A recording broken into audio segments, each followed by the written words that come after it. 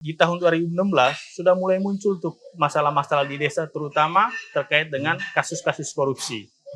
Gitu ya. Korupsi di desa itu. Di desa gitu ya. Soal dana desa. Dana desa, dan jumlahnya itu meningkat, Bang Rio. Dari yang 22 kasus di tahun 2016, di tahun 2022 kemarin dari data teman-teman ICW dan data Kementerian Desa sendiri itu meningkat jadi 170-an. Dengan kerugian negara itu ratusan miliar.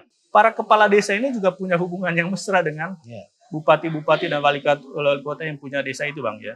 Bagaimana mungkin inspektorat itu bisa bekerja dengan baik kalau si bupati dengan kepala desa ini punya kecenderungan hubungan yang sangat mesra seperti itu?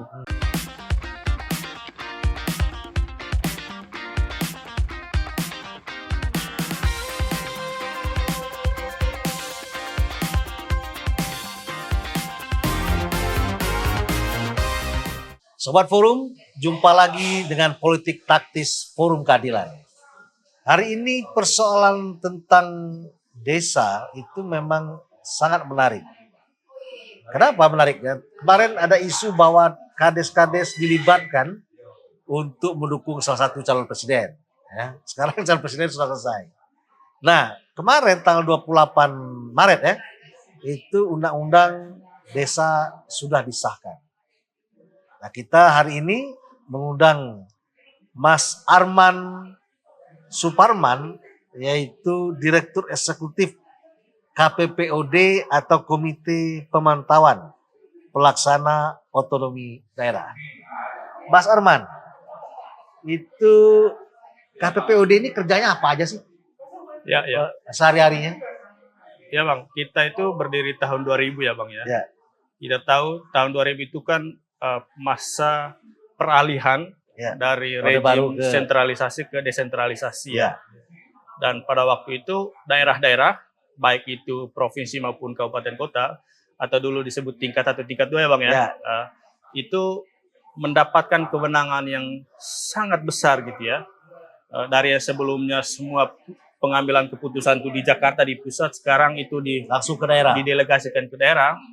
Dan dalam konteks itu pada waktu itu para pendiri KPPOD itu menginisiasi satu lembaga, namanya itu Komite Pemantauan Pelaksanaan Otonomi Daerah atau KPPOD, untuk melakukan pemantauan terhadap pembangunan daerah yang mana Pemda-Pemda itu mendapatkan kewenangan yang begitu besar ya. Para pendiri kita itu dari 3 unsur, ada dari dunia usaha, kemudian ada dari perguruan tinggi atau akademisi, dan juga dari media massa gitu ya. Dan fokus pada isu-isu yang terkait dengan tata kelola ekonomi daerah. Dengan turunan isunya itu ada reformasi regulasi, reformasi birokrasi, dan juga keuangan dan fiskal daerah. Meskipun namanya itu pemantauan, tapi kami itu basisnya itu kajian. Jadi kita melakukan kajian-kajian terkait dengan isu tata kelola ekonomi daerah tadi itu. Setelah kita melakukan kajian, kita menganalisis, kita melakukan advokasi atau diseminasi gitu ya. Advokasinya ya seperti ini gitu ya, menyampaikan ke publik hasil kajiannya. Kemudian kami biasanya roadshow Mas, gitu ya, ke kementerian-kementerian terkait, Kemendagri, Kemenko Perekonomian, Bappenas gitu ya, dan juga beberapa kementerian sektoral untuk menyampaikan hasilnya gitu ya. Jadi dalam konteks itu kami sebenarnya menyampaikan aspirasi daerah dari hasil kajian tadi itu, atau juga semua stakeholder di daerah atau yang terkait dengan otonomi daerah kepada pemerintah pusat. Gitu ya. Nah, setelah melakukan advokasi itu, kami juga biasanya diikuti dengan memberikan pelatihan, memberikan konsultasi gitu ya kepada pemerintah daerah. Tapi sebenarnya tidak hanya pemerintah daerah gitu ya, tapi semua stakeholder di daerah. Itu ada dunia usaha, kemudian ada kelompok masyarakat sipil, perguruan tinggi, bahkan media massa juga gitu ya, yang kita sampaikan ke pemerintah daerah. Jadi kegiatan kami itu 3 saja, kajian, advokasi, dan juga asistensi. Itu Bang Rio. Dan memberikan masukan juga ke Kemendagri rutin ya? Rutin. Jadi kami itu tidak hanya berhenti sampai di laporan penelitian gitu ya, tetapi kami menyampaikan secara langsung. Jadi setelah turun dari lapangan di daerah, dari semua pemerintah daerah itu, kami ke Jakarta langsung menyampaikan, pertama tentu ke eksekutif ya. Baik itu Kemendagri, Kemenko, Bappenas, dan juga beberapa kementerian sektoral, dan juga ke Senayan, ke DPR dan juga DPD gitu ya. Tentu yang kami sampaikan itu yang selalu terkait dengan hasil-hasil kajiannya KPPOD gitu ya. Reformasi regulasi di bidang usaha, terkait dengan fiskal daerah gitu ya. Sehingga kalau penonton bisa membuka website KPPOD gitu ya. Di sana sudah muncul kajian-kajian kami sejak tahun 2000 sampai sekarang. Gitu. Oke. Karena KPPOD ini keliling-keliling daerah, tentu kan juga mengamati soal desa. Iya, iya, iya. Ini kan undang-undang desa baru terbit kemarin. Iya, iya. Kira-kira KPPOD ini yang baru dari undang-undang desa itu apa sih kira-kira yang kok penting benar gitu? Jadi 6 tahun jadi 8 tahun misalnya masa kades. Itu apa yang kira-kira yang baru di undang itu? Iya. Sebenarnya kalau kita lihat ke belakang ya Bang Rio ya. Tahun 2004 itu kan ada Undang-Undang 32 ya. Ya. Nah, pada waktu itu tentang pemerintah daerah ya. Pada waktu itu desa dengan daerah itu masih disatukan pengaturannya. Gitu. Nah, setelah ada upaya revisi terhadap beberapa undang-undang itu, salah satunya Undang-Undang Pemda. Nah, desa itu dikeluarkan dari pengaturan terkait dengan pemerintah daerah, gitu ya. Sehingga tahun 2014 itu kita sebenarnya sudah punya beberapa undang-undang strategis tentang daerah ya. Ada Undang-Undang Pemda, Undang-Undang 23 tahun 2014, ada Undang-Undang 6, gitu ya, terkait dengan desa. Kemudian ada Undang-Undang 4 terkait dengan ASN. Dan kita tahu kalau kita lihat dari 2018 sebenarnya sudah mulai muncul tuh wacana revisi terhadap sejumlah undang-undang tadi. Yang sudah terrealisir itu 2, Undang-Undang ASN dengan Undang-Undang Desa, gitu ya. Dan kalau dari kacamata kami ya Bang, kalau kita mau kaitkan dengan ketiga undang-undang tadi itu, tidak hanya Undang-Undang Desa, memang sudah saatnya memang ketiga undang-undang itu direvisi. Kenapa? Misalnya Undang-Undang ASN, gitu ya. Beberapa undang-undang terkait sudah direvisi dan itu masuk di dalam Undang-Undang Cipta Kerja, gitu ya. Kemudian yang sebenarnya belum juga itu Undang-Undang Pelayanan Publik, gitu ya. Kenapa Undang-Undang Pelayanan Publik itu mesti direvisi? Karena pengaturan terkait dengan pelayanan publik itu sudah direvisi di beberapa undang-undang. Katakanlah Undang-Undang Penanaman Modal dengan Undang-Undang Cipta Kerja, gitu ya. Kemudian Undang-Undang Bangunan Gedung, Undang-Undang terkait dengan tata ruang, itu kan pelayanan publik semua tuh. Sementara Undang-Undang payungnya belum, gitu ya. Kemudian yang kedua Undang-Undang Desa ini, dalam konteks kami melihat memang selama ini kalau kita bicara tata kelola yang baik, gitu ya, apakah itu transparansi, akuntabilitas, dan juga partisipasi dalam proses perencanaan, penganggaran, dan juga pelayanan publik di desa memang sudah saatnya itu direvisi. Kenapa? Sederhana saja lihatnya. Setelah Undang-Undang Desa itu dikeluarkan tahun 2015, kan dilaksanakan 2015 ya. Nah, menariknya di tahun 2016 sudah mulai muncul tuh masalah-masalah di desa, terutama terkait dengan kasus-kasus korupsi. Gitu ya. Korupsi di desa itu. Di desa, gitu ya. Soal dana desa. Dana desa, dan jumlahnya itu meningkat Bang Rio. Dari yang 22 kasus di tahun 2016, di tahun 2022 kemarin dari data teman-teman ICW dan data Kementerian Desa sendiri itu meningkat jadi 170-an. Dengan kerugian negara itu ratusan miliar, gitu ya. Dan ini kan sudah menunjukkan alarm bahwa ada yang salah nih dalam tata kelola pembangunan di desa, gitu ya. Mulai dari proses salah aturan kah atau salah orangnya? Nah, kalau kita melihat problem tata kelola di Indonesia ya Bang ya, tidak hanya di level desa tetapi juga di level daerah, kabupaten, kota, dan provinsi, selalu ada beberapa layer persoalan. Masalah di kebijakannya, regulasi, gitu ya. Kemudian masalah di implementasinya, masalah di kelembagaannya. Dan yang terakhir sekarang karena kita marak terkait dengan isu digitalisasi, nah sekarang muncul masalah baru di isu digitalisasi, gitu ya.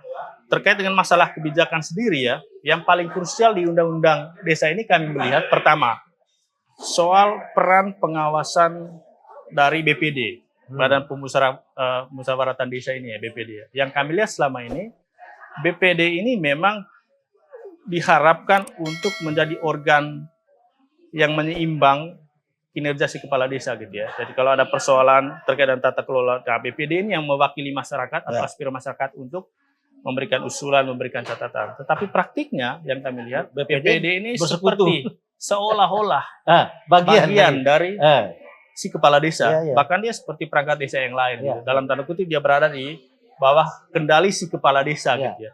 Nah harapannya kami kemarin, kalau memang revisi Undang-Undang Desa ini dijalankan pada tahun ini, gitu ya, ini yang mesti menjadi titik perhatian kita bersama terkait dengan penguatan peran si BPD ini. Apakah lembaganya yang dikuatkan? Lembaganya dikuatkan. Ya. Nah, sebenarnya kalau kita bicara penguatan kelembagaan itu kan penguatan kewenangan ya Bang ya. selama ini lembaga-lembaga pengawasan seperti Ombudsman, Ya. Komisi Aparatur Sipil Negara, Ya, dan lembaga kewenangannya nggak pengawasan besar. yang lain itu, kenapa mereka lemah? Karena memang kewenangannya hanya memberikan rekomendasi, Bang. Ya.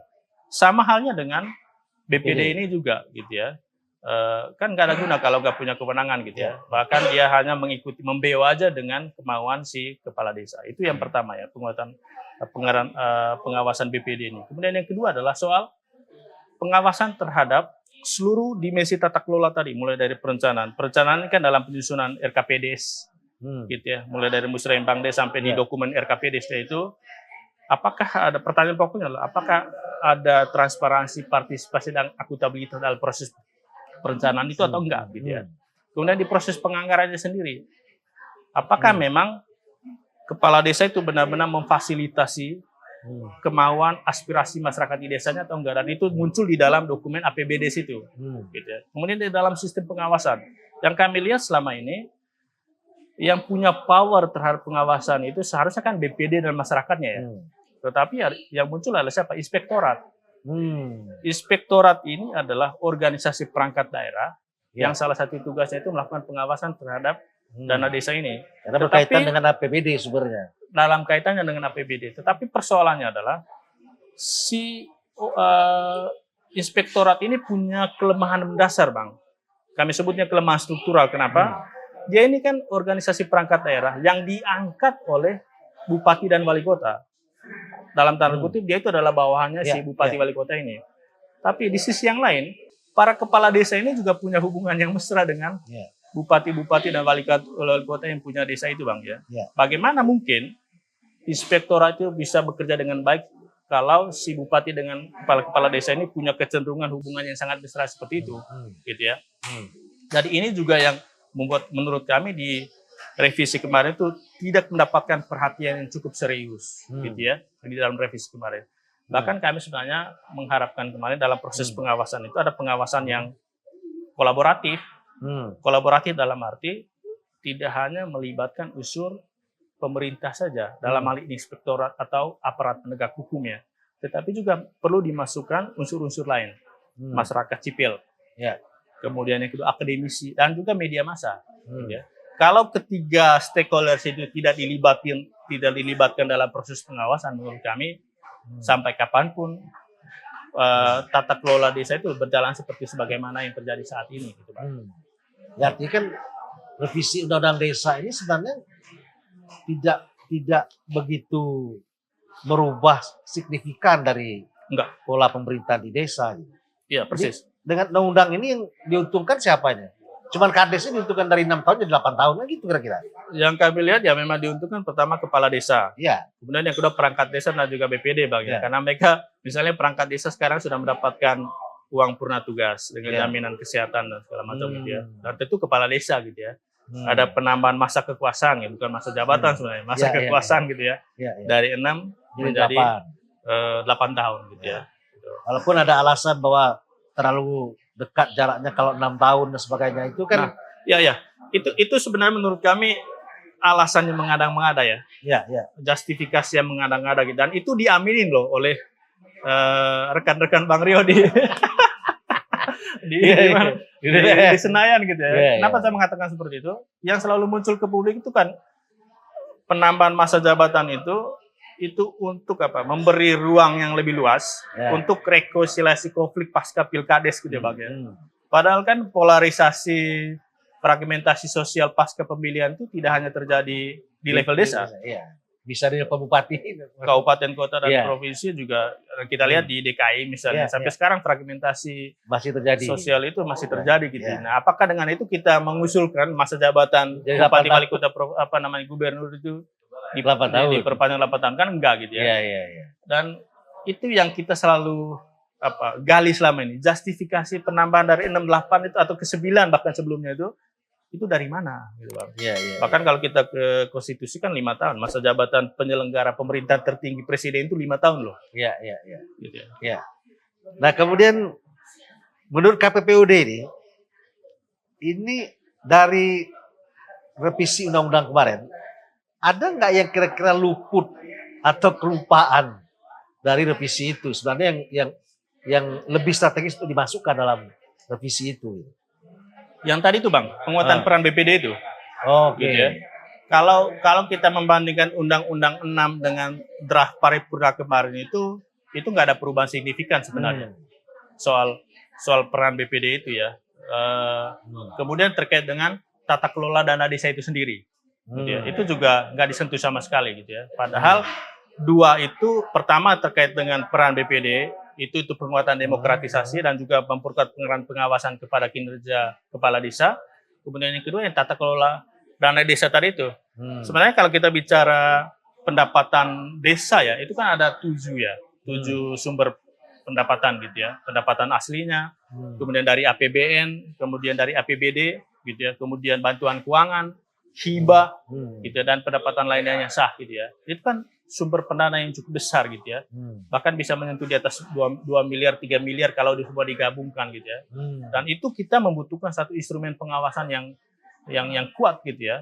Pertama dari sisi kebijakannya itu harus dimasukkan di dalam revisi kemarin. Kemudian dari sisi kelembagaan mesti kolaboratif.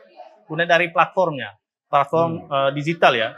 Karena kita sekarang di era digital, kami mengharapkan sekarang semua itu isu transparansi partisipasi itu diakomodir dalam sistem digital gitu Pak ya. Tetapi kalau kita lihat di draft revisi kemarin, sebenarnya yang diatur soal sistem informasi saja.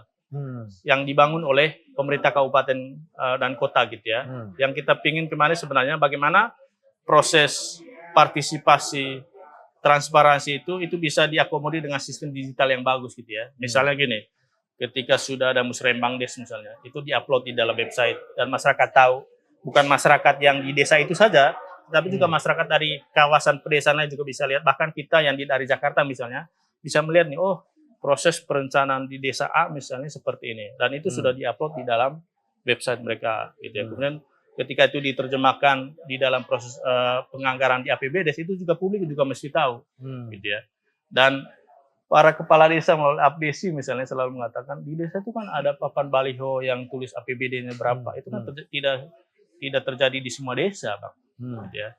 Sekarang dengan kemudahan digitalisasi menurut saya itu bisa dimanfaatkan untuk menjembatani atau bisa merealisasikan prinsip-prinsip transparansi, akuntabilitas dan partisipasi tadi gitu. Oke. Kemudian ini di desa banyak PJS Kades hari ini ya. Ya kemarin mereka demo juga nih. Banyak yang demo. 2023 mereka menjadi PJ. Karena ditunda pilkadesnya karena mau pemilu. Ini pemilu sudah usai, tapi pilkades itu dilaksanakan tahun 2025. Kemendagri membolehkan sepanjang keuangannya tidak ada. Pak Tito melakukan edaran itu, jadi bisa dilakukan pilkades pada tahun 2025 karena ada pemilu dan sebagainya. PJSKS itu ditunjuk oleh bupati, pegawai negeri, ASN. Nah, pada waktu pemilu kemarin, ASN ini bekerja untuk kepentingan Pak Bupati. Yang menyebarkan uang untuk Pak Bupati segala macam. Karena kakaknya adik bupati atau istri bupati yang mencalon. Nah, apakah walaupun dia PJ, harusnya kan dia tunduk pada undang-undang, tidak hanya undang-undang ASN, undang-undang desa. Dia harus tunduk. Bukan hanya karena dia ASN, bukan dia tunduk pada bupati. Dianggap aja dia penempatannya di sana itu. Jadi bukan sebagai kades, tapi ditunjuk bupati ya. Maka dia kerja untuk bupati. Dan rata-rata biasanya untuk jadi itu pun mereka store juga ke. Ada kasus juga kan? Ke oknum kan banyak terjadi nih. Kayak di Probolinggo kemarin mereka store jadi PJS Kades 25 juta, 30 juta. Itu yang kena KPK dan sebagainya ya. Beberapa kabupaten kena lah. Nah, tapi itu tuh praktek yang terus terjadi. Dan akhirnya PJ Kades berpolitik untuk kepentingan Pak Bupati, kekuasaan.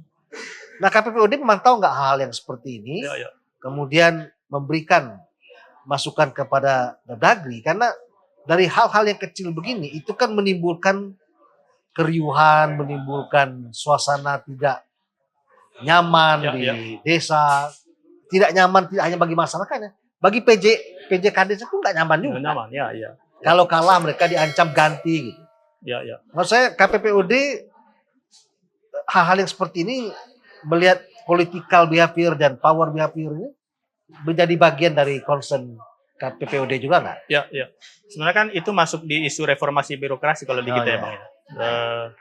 Terutama kalau kita ke belakang ya, 2,5 tahun terakhir ini, isu PJ ini kan sangat krusial ya Bang ya. Tidak hanya di level desa ya, bahkan di level provinsi dan kabupaten kota juga ya.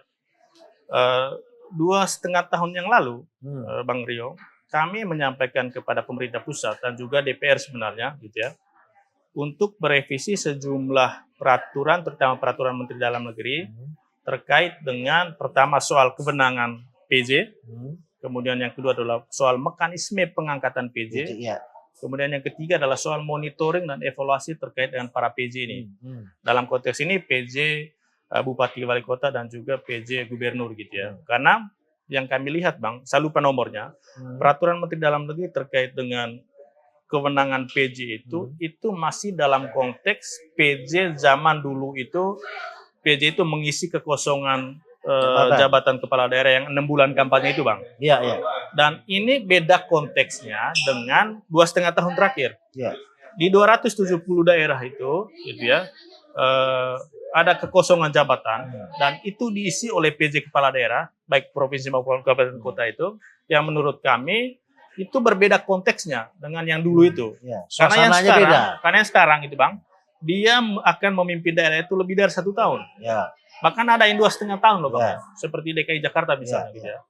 Kemudian itu tidak bisa kita membatasi kewenangan PJ itu seperti PJ-PJ yang dulu, gitu. Karena sudah konteksnya lain, durasinya berbeda. Karena itu menurut kami perlu ada satu peraturan yang baru, gitu ya, yang mengatur terkait ketiga hal tadi itu, kewenangan, mekanisme dan juga monitoring evaluasinya. Tidak cukup dengan Permendagri sebenarnya, gitu ya. Dan beberapa teman masyarakat sipil lain sebenarnya sudah melaporkan ke Ombudsman tuh, dan Ombudsman memberikan rekomendasi agar keluar satu PP gitu ya.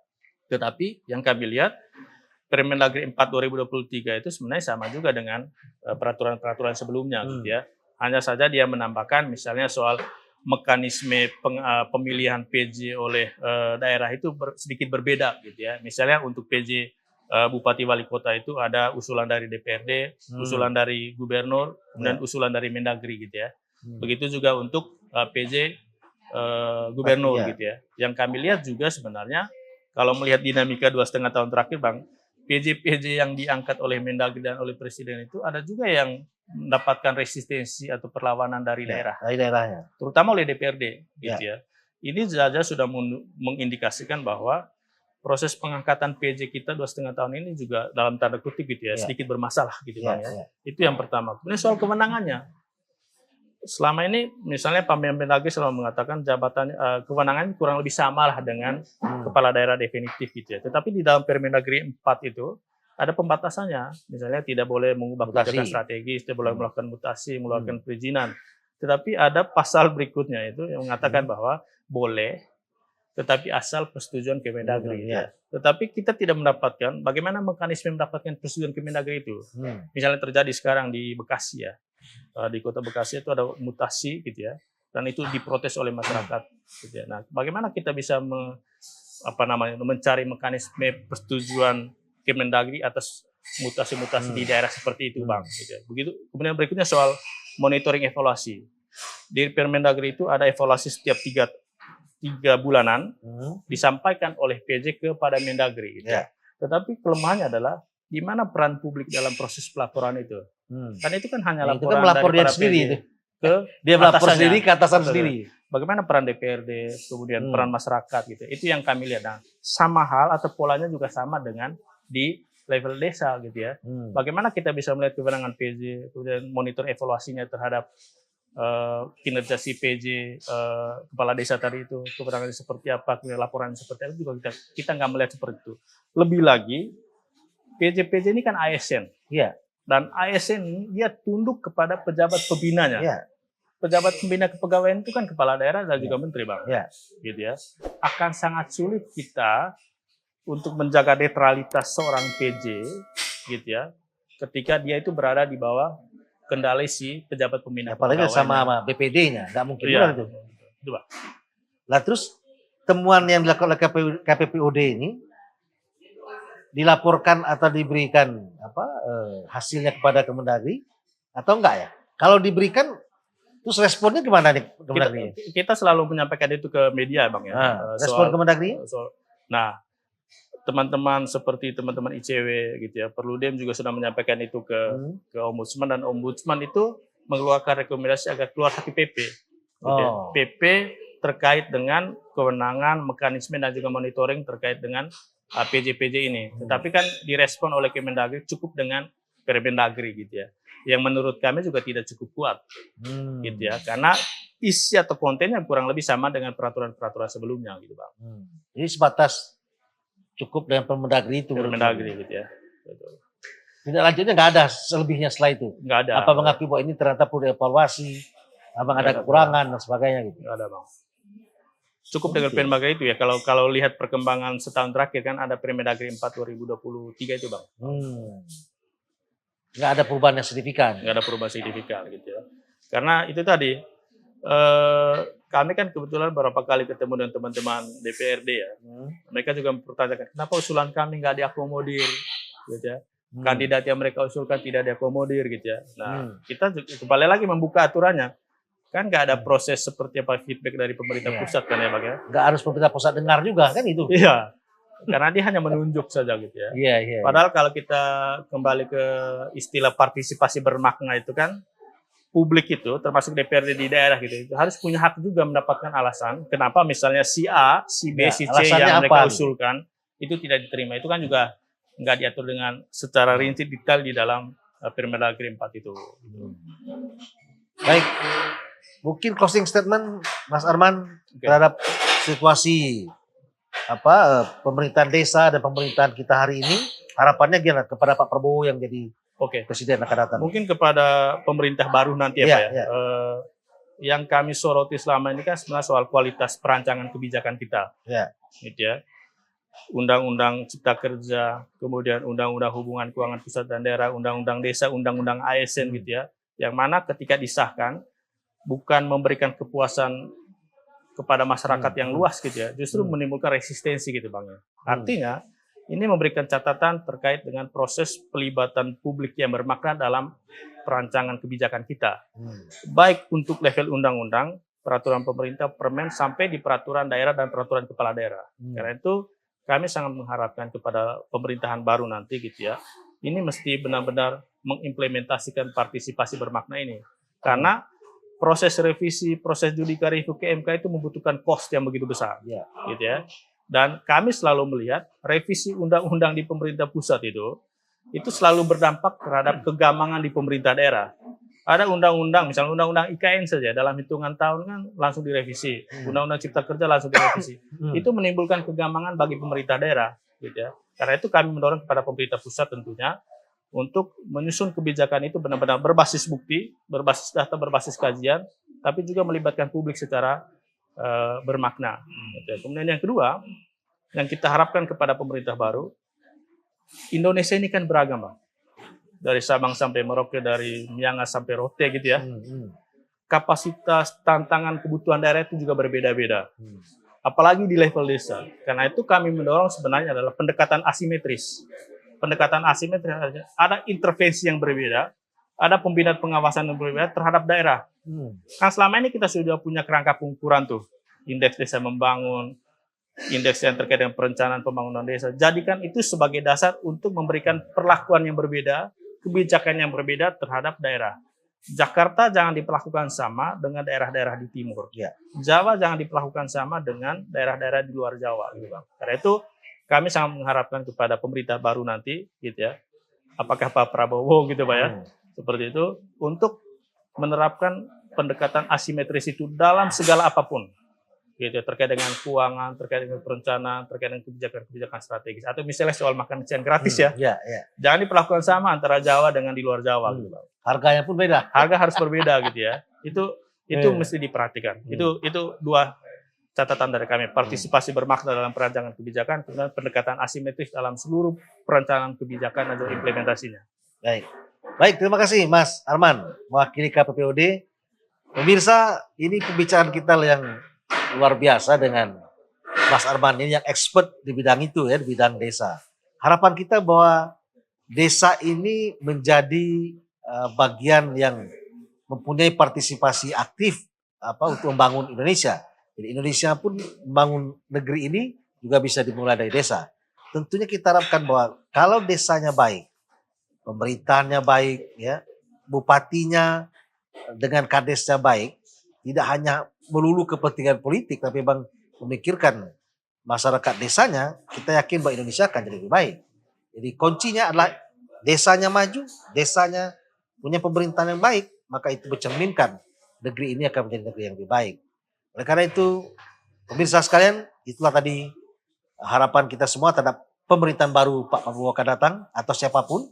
Ya, kalau tidak ada perubahan Pak Prabowo yang jadi misalnya, kita harapkan bahwa desa bisa dibenahi dengan baik, dimulai dari bupatinya untuk membina desanya, bukan dikooptasi untuk kepentingan bupati dalam tanda petik kepentingan pribadinya, tapi memang untuk kepentingan masyarakat di desanya. Terima kasih, sampai jumpa minggu depan sahabat forum. Terima kasih Mas Arman. Alam.